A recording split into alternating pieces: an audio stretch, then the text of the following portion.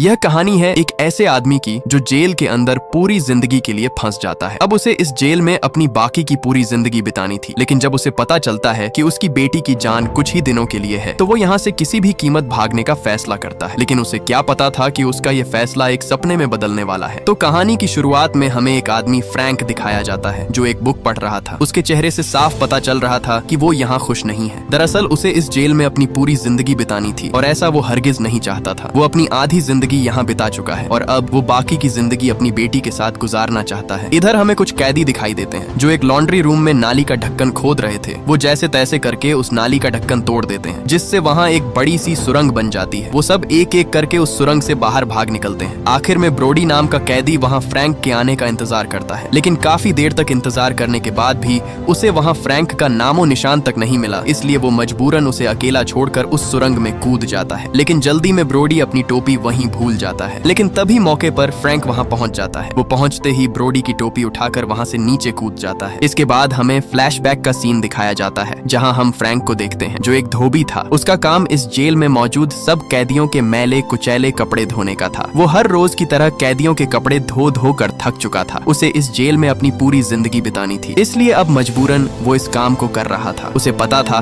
कि अगर उसने इस काम को छोड़ दिया तो वार्डन उसे उसकी मौत से पहले ही इस जेल में तड़पा तड़पा कर मारेगा। इसलिए वो चुपचाप अपने काम में ध्यान देता और किसी से भी बात नहीं करता। एक दिन जब वो काम करके अपने सेल में लौटा तब उसने देखा कि उसका साथी जो उसके सेल में उसके साथ रहता था वो अपना सारा सामान पैक करने में लगा था। उसकी अभी रिहाई का टाइम आ चुका था क्योंकि उसकी कैद पूरी हो चुकी थी और अब वो इस जेल से आजाद होने वाला था। ये देखकर फ्रैंक का दिल अंदर से दुखी हो गया क्योंकि उसके सामने उसका साथी अपने परिवार में जा रहा था। लेकिन उसकी बदकिस्मती उसे इस जेल में पूरी जिंदगी काटनी थी। जब तक वो मर नहीं जाता तब तक वो इसी जेल में रहेगा। इधर सब कैदी नए आने वाले कैदियों का इस्तकबाल करने के लिए तैयार खड़े थे। इसी बीच वो सब कैदी जेल के अंदर पहुंच जाते हैं। सब कैदियों को उनका सामान उनके हाथ में थमाकर जेल में लाया जाता है। सब कैदी उन्हें जेल में आता देखकर बहुत खुश होते हैं क्योंकि इस जेल में आने वाले हर नए कैदियों पर पुराने कैदियों के लीडर उन पर अपना नंबर लगाते थे, मतलब उन्हें चुनते थे और उन सब के बीच फाइटिंग करवाई जाती है। जो भी उस फाइटिंग में जीत गया उसे वो कैदियों के लीडर खरीद कर अपने ग्रुप में शामिल कर लेते थे। इसी बीच एक कैदी जिसका नाम रिजा था, उसका भाई टोनी आकर उसे खुशी से बताता है कि इस बार हमें अपने ग्रुप के लिए सबसे तगड़ा फाइटर चुनना होगा ताकि हम हर फाइटिंग जीत सकें। इधर सब कैदियों की चेकिंग करके उन्हें अलग अलग सेल में भेज दिया जाता है और एक कैदी जिसका नाम लेसी था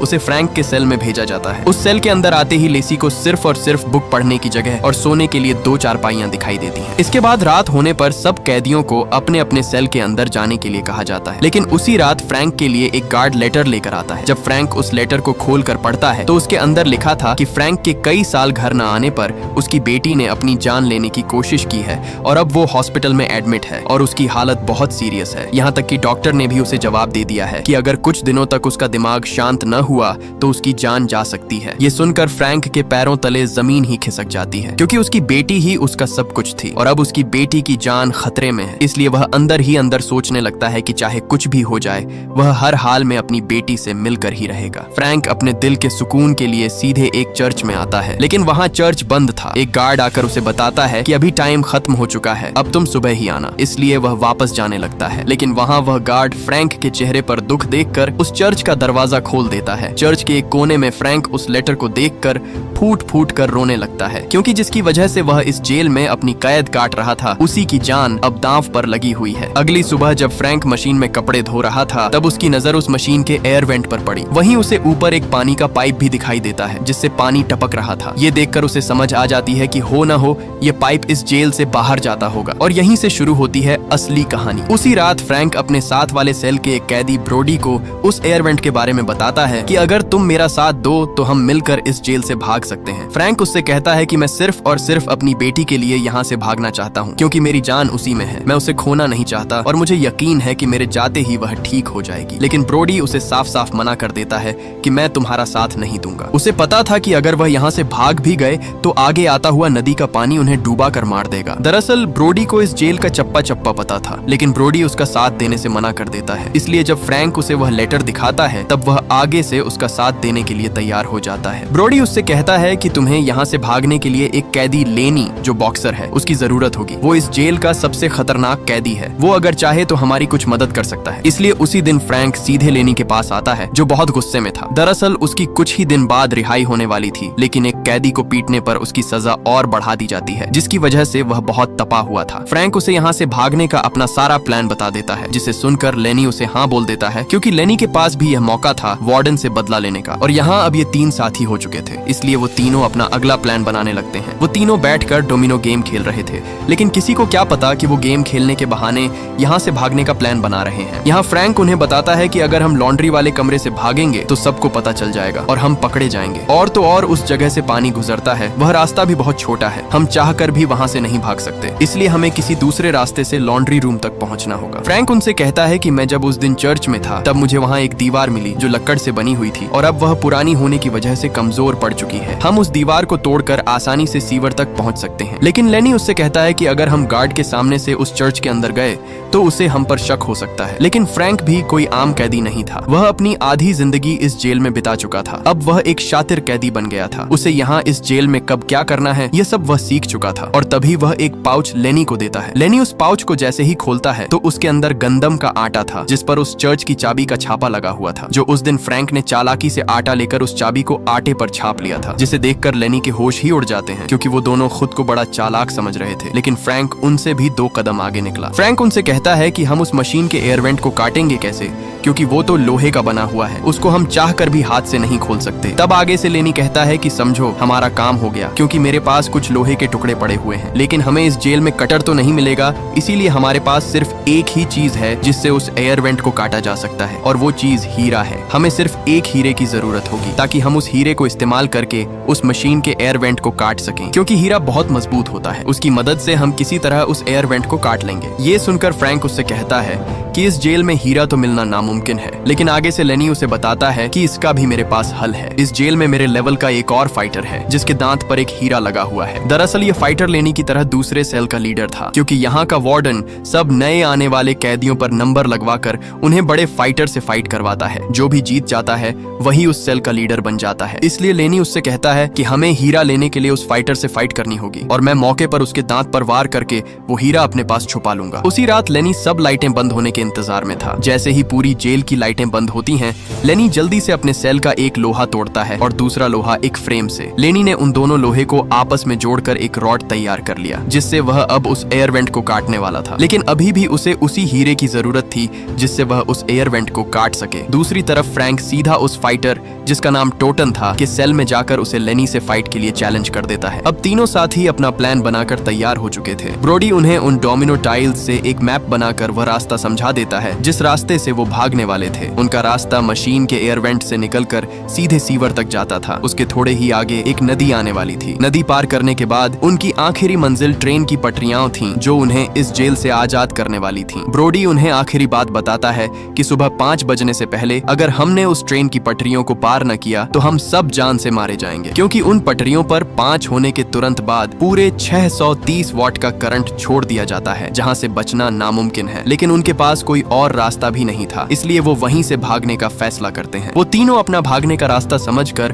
पूरे 3 दिन बाद इस जेल से भागने वाले थे। इधर ऊपर खड़ा टोनी उनके बीच चलती सारी प्लानिंग देख रहा था, जिससे वह समझ जाता है कि ये तीनों कुछ तो बड़ा और खतरनाक काम करने वाले हैं। इसके बाद लेनी उस फाइटर के साथ फाइट करने के लिए तैयार खड़ा था। उस फाइटर के चेहरे से साफ पता चल रहा था कि वह किसी दरिंदे से कम नहीं। सभी कैदी फाइट देखने के लिए इकट्ठे हो जाते हैं। वहाँ सब कैदी उस फाइटर के जीतने के लिए जोर जोर से नारे लगा रहे थे। इसी दौरान फाइट स्टार्ट हो जाती है। लेनी उस पर अपने 2 मुक्के बरसाता है, लेकिन तभी आगे से वह उसे इतने जोर का मुक्का दे मारता है कि लेनी वहीं पर ढेर हो जाता है। लेकिन लेनी की आजादी का यह आखिरी मौका था, इसीलिए वह हिम्मत करके उठ खड़ा होता है। उठते ही लेनी ने अपना पूरा जोर लगाकर उसे ऐसा मुक्का दे मारा कि उसका दांत उसके मुंह से उखड़कर सीधा नीचे जा गिरा। लेकिन इससे पहले उस दांत को कोई और उठाता, लेनी मौके पर ही उस दांत को अपने पास छुपा लेता है। इसी दौरान वह बहाना बनाकर बेहोश हो जाता है ताकि उसे और न लड़ना पड़े, इसलिए उसे बेहोश होता देख गार्ड्स आकर उसे वहां से ले जाते हैं। उसी रात लेनी अपने सेल के अंदर हीरे को उस लोहे के रॉड से जोड़ रहा था। उस हीरे को जोड़ते ही वो एक नुकीली तेज धार कटर जैसी रॉड तैयार कर लेता है। अगले दिन नहाते समय टोनी फ्रैंक के पास आता है। वो उससे कहता है कि मुझे तुम्हारे बारे में सब पता है, तुम तीनों यहाँ से भागने का सोच रहे हो, लेकिन ये सोच मैं तुम्हारी कभी पूरी नहीं होने दूंगा। टोनी उसे धमका कर कहता है, मुझे बस 1 किलो का ड्रग का पैकेट चाहिए, नहीं तो मैं तुम्हारा सारा प्लान वार्डन को बता दूंगा और तुम अपनी सारी जिंदगी यहाँ कुत्ते की तरह मरोगे। मरोगे। इसलिए ये सारी बात फ्रैंक ने अपने साथियों को बता दी कि टोनी को एक पैकेट चाहिए, तभी वो हमारा पीछा छोड़ेगा, नहीं तो हम सब हमेशा के लिए यहाँ कैद हो जाएंगे। वो उसे मारकर अपने रास्ते से हटा भी नहीं सकते थे, क्योंकि टोनी इस जेल में सबसे खतरनाक कैदी रिजा का भाई था। उसके होते हुए उसे कोई भी हाथ नहीं लगा सकता। उन्हें पता था कि अगर उन्होंने उसे मार दिया तो रिजा उनके टुकड़े टुकड़े कर देगा। इसलिए ना चाहते हुए भी फ्रैंक उन दोनों से कहता है कि हमारे पास टाइम बहुत कम है, हमें इस जेल के अंदर एक कैदी विव बटिस्टा की मदद लेनी होगी। वही एक ऐसा कैदी है जो हमारी मदद कर सकता है। दरअसल विव बटिस्टा इस जेल में वार्डन के साथ मिलकर सबको ड्रग बेचा करता है, लेकिन इस ड्रग की कीमत बहुत ज्यादा होती है जो आम कैदी नहीं ले सकता है। इसलिए टोनी उन्हें इस्तेमाल करके उनसे ड्रग मांग रहा था। उसी दिन फ्रैंक सीधे बटिस्टा के पास आता है। फ्रैंक उससे कहता है कि अगर तुम इस जेल से भागना चाहते हो तो तुम्हें हमारी मदद करनी होगी। फ्रैंक उससे कहता है कि तुम्हें एक ड्रग का पैकेट टोनी को देना होगा। इसलिए ये सुनकर बटिस्टा मान जाता है, लेकिन बटिस्टा को पता था कि अगर उसने टोनी को ड्रग का पैकेट दे भी दिया तो फिर भी वो उनका भागने का प्लान वार्डन को बता देगा। इसलिए बटिस्टा उसे रास्ते से हटाने के लिए उसके पैकेट में जहर मिलाने का फैसला करता है। बटिस्टा उसी रात उस ड्रग में जहर मिलाकर एक पैकेट तैयार कर लेता है। बटिस्टा बुक देने के बहाने आकर वह पैकेट सीधे फ्रैंक के सेल में फेंक देता है। रात टोनी अपने दोस्त के साथ वह पैकेट लेने के लिए आ जाता है, जिसे देखकर फ्रैंक उस पर गुस्से में होता है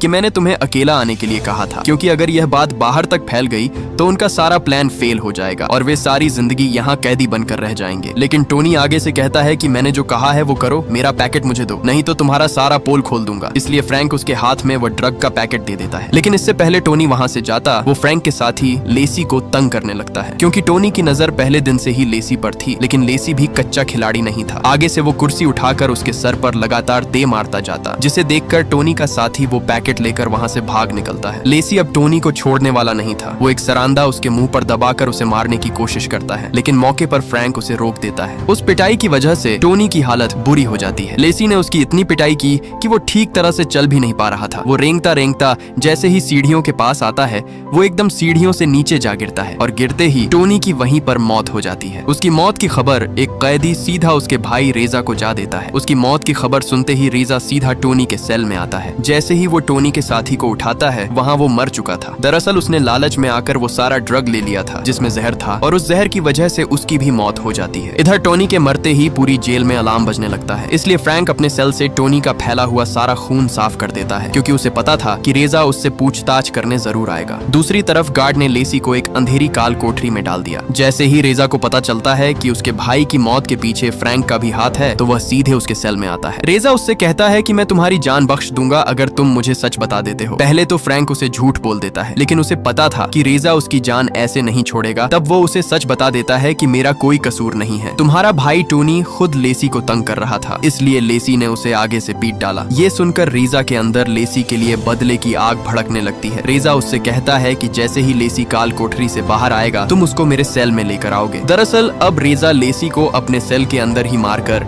अपने भाई का बदला लेने वाला था। इधर सब दोस्त अपने अपने काम में लगे हुए थे। ब्रोडी अंधेरे के लिए कुछ मोमबत्तियां तैयार कर लेता है। यहाँ लेनी जेल से चुराया हुआ एक हथौड़ा और पेचकस निकाल लेता है और दोनों उन चीजों को कपड़े के अंदर लपेटकर छुपा देते हैं। जैसे ही बटिस्टा सबके कपड़े लेने के लिए आता है, वो दोनों चालाकी से उन कपड़ों को उस टोकरी में डाल देते हैं जिनमें उनके काम के हथियार थे, क्योंकि यह टोकरी बटिस्टा सीधे ऊपर लेकर जाने वाला था। बटिस्टा उन कपड़ों को लेकर नीचे लॉन्ड्री रूम में फेंक देता है, क्योंकि फ्रैंक के अलावा कोई भी कैदी लॉन्ड्री रूम में नहीं आ सकता था। वो कपड़े सीधा फ्रैंक की टोकरी में आ गिरते हैं। उन कपड़ों को लेकर फ्रैंक लॉन्ड्री रूम में छुपा देता है, क्योंकि आज रात ये सब यहाँ से भागने वाले थे और ये सब सामान उनके काम आने वाला है। फ्रैंक जैसे ही सब सामान छुपाकर ऊपर आता है, तब पीछे से एक गार्ड उसे अपने पास बुलाता है। ये सुनकर उसके रोंगटे खड़े हो जाते हैं, क्योंकि अब उसे लगा कि उसका ये प्लान फेल होने वाला है। लेकिन जब वो गार्ड के पास आता है तो वो उससे कहता है कि तुमसे मिलने के लिए कोई आया हुआ है। दरअसल उसकी बीवी उससे मिलने के लिए आई हुई थी। उसकी बीवी उसे बताती है कि हमारी बेटी अब हमारे बीच नहीं रही, क्योंकि कल रात वह हॉस्पिटल में ही अपना दम तोड़ चुकी है। ये सुनकर फ्रैंक के पैरों तले जमीन ही खिसक जाती है, क्योंकि वह जिसके लिए यहाँ से भागना चाह रहा था वह अब इस दुनिया में नहीं रही। इसलिए अब वह इसी जेल में अपनी जिंदगी काटने का फैसला करता है। उसी दिन लेसी को काल कोठरी से निकाल दिया जाता है। लेसी सीधे अपने सेल में आता है। आते ही फ्रैंक उसे बताता है कि रीजा ने मुझे तुम्हें उसके सेल में लेकर आने के लिए कहा, क्योंकि वह तुमसे अपना बदला लेने वाला है। फ्रैंक उसे अपनी बेटी की फोटो देकर कहता है कि चर्च के एक कमरे में होल होगा, वहाँ बटिस्टा और लेनी तुम्हारा इंतजार कर रहे होंगे। दरअसल फ्रैंक ये इसलिए कहता है क्योंकि अब उसका इस जेल से भागने का कोई फायदा नहीं था,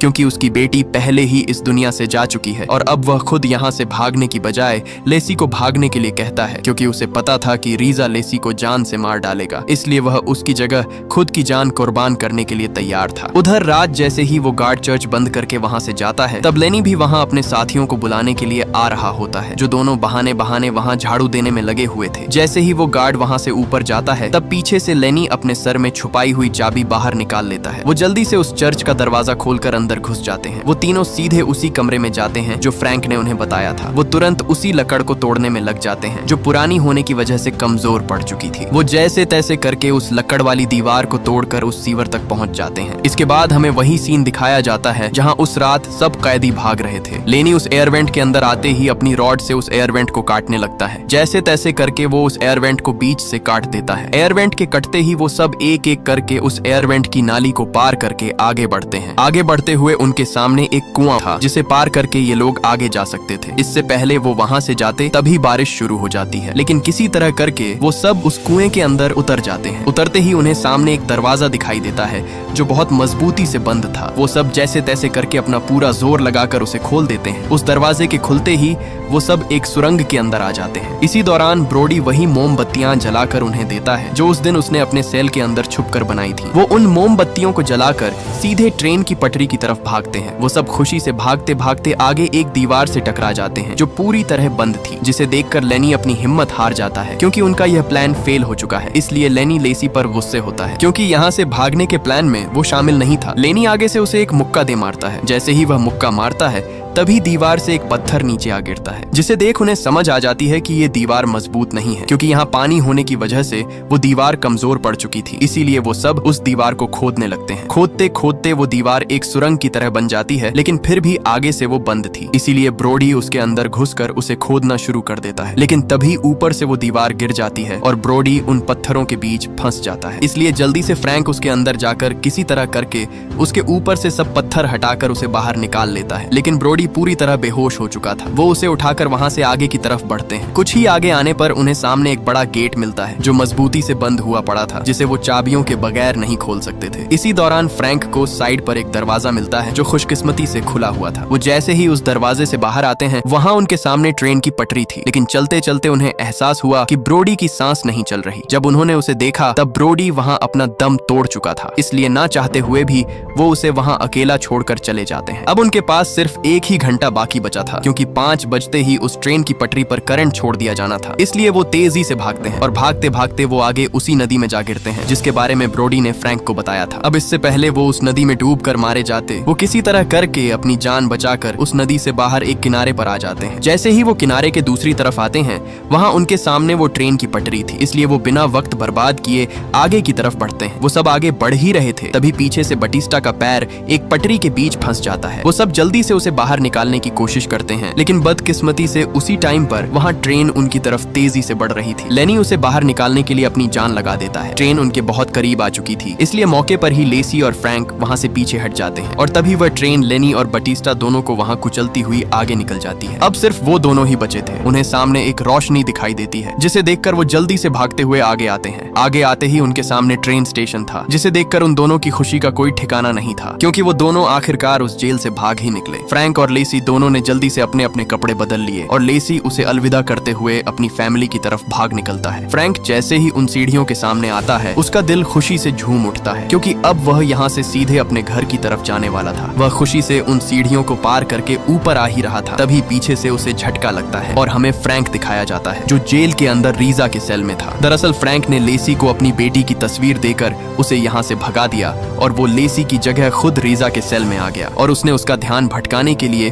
उसे अपने साथ बातों में लगा लिया, ताकि लेसी और उसके बाकी साथियों को यहाँ से भागने का समय मिल सके और वे इस जेल से भागकर अपनी मंजिल तक पहुँच सके। दरअसल जो झटका उसे लगा था, वह रीजा ने उसे चाकू घोंपा था, क्योंकि रीजा को पता चल चुका था कि वह अपने दोस्तों को भगाने के लिए उसे रोक रहा था। जैसे ही रीजा ने उसे चाकू मारा, वह सीधे नीचे जा गिरता है। मतलब हमने जो 5 साथियों को भागता हुआ देखा, वह सब झूठ था, क्योंकि फ्रैंक यहाँ से भागा ही नहीं था। वह इतने सालों इस जेल में सिर्फ और सिर्फ अपनी बेटी से मिलने के लिए भागने का सोच ही रहा था। वह अपने दोस्तों के साथ जो भागा था वह उसका एक सपना था, क्योंकि वह सपने में ही अपने दोस्तों के साथ इस जेल से भाग रहा था। और जब उसे पता चला कि उसकी बेटी अब इस दुनिया में नहीं रही तो वह अंदर से पूरी तरह टूट गया। इसलिए उसने खुद भागने की बजाय लेसी को यहाँ से भागने के लिए कहा था। इसके बाद हमें वही सीन दिखाया जाता है जो कहानी की शुरुआत में हमने देखा था, जहाँ सब दोस्त उस जगह की खुदाई कर रहे होते हैं। इसी दौरान वहाँ लेसी पहुंच जाता है, जिसे देखकर ब्रोडी उसे मारने ही वाला था। तभी उसने वह तस्वीर दिखाई जो उसे फ्रैंक ने अपनी बेटी की दी थी। इसलिए ब्रोडी समझ जाता है कि फ्रैंक ने अपनी जगह उसे भागने के लिए भेजा है। इसलिए वे सब एक एक करके उस सुरंग के अंदर कूद जाते हैं